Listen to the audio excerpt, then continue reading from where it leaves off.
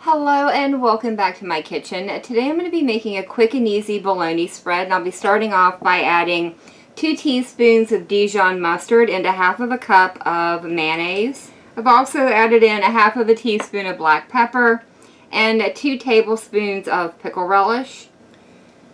Once the sauce is stirred together, it can be set over to the side. I'll be bringing in the base of my food processor and gently processing 1 pound of bologna that I've cut into rough chunks. I'll be doing this in batches and just gently pulsing it like 5 to 6 turns. It should look like a coarse crumbs when you're done. You don't want to take it all the way down to a paste. That's just a little bit too far.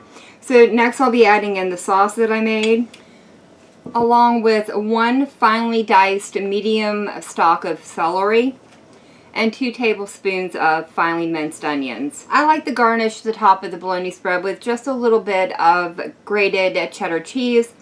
And I'll be serving it on crackers today, though some of my family does like this as a sandwich bread, and we'll eat it between 2 slices of lightly toasted bread.